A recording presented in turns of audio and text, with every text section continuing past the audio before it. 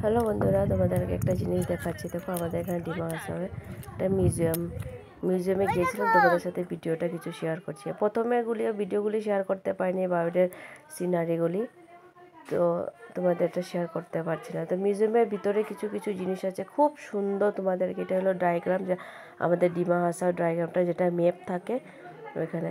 তো এখানে প্রচুর পরিমাণে অনেক অনেক সুন্দর জিনিস আছে। যে আমাদের এখানে ফ্রিডম ফাইটার ছিল, ফ্রিডম ফাইটারের স্ট্যাচু এটা।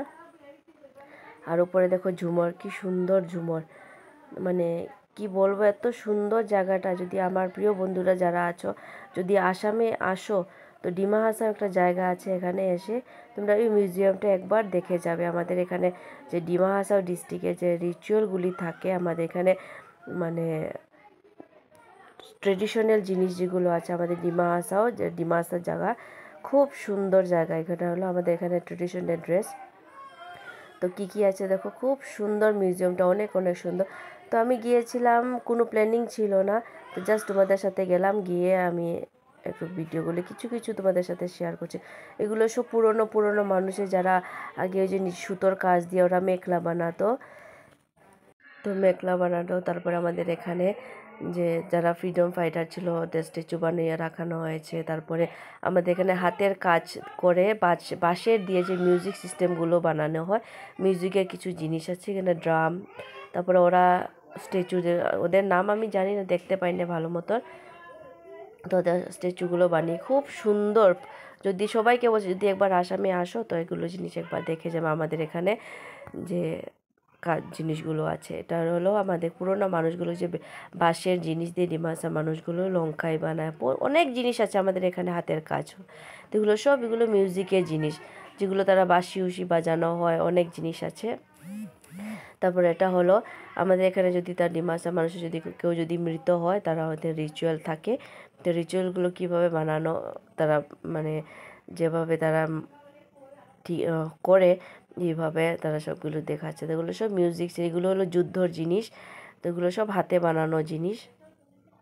আমি ভালো মতন ভিডিও করতে পারিনি, কারণ এলাও ছিল না ভিডিও করার।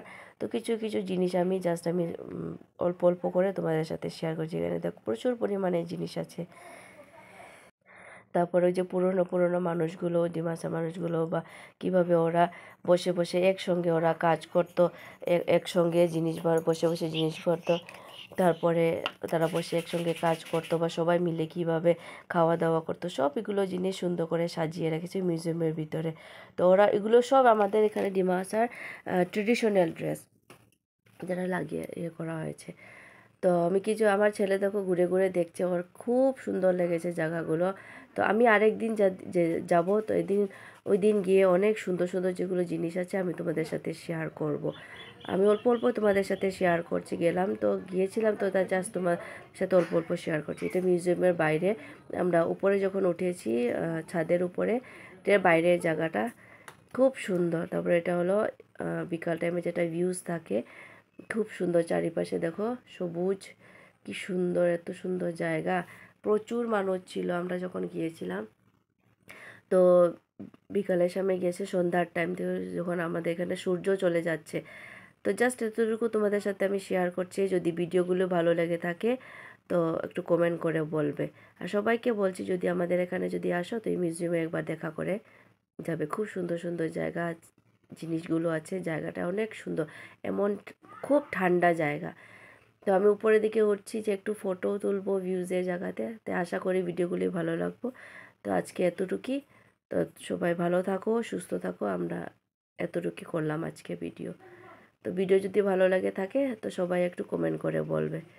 সবাই টেক কেয়ার, বাই বাই। সবাই ভালো থাকো, সুস্থ থাকো।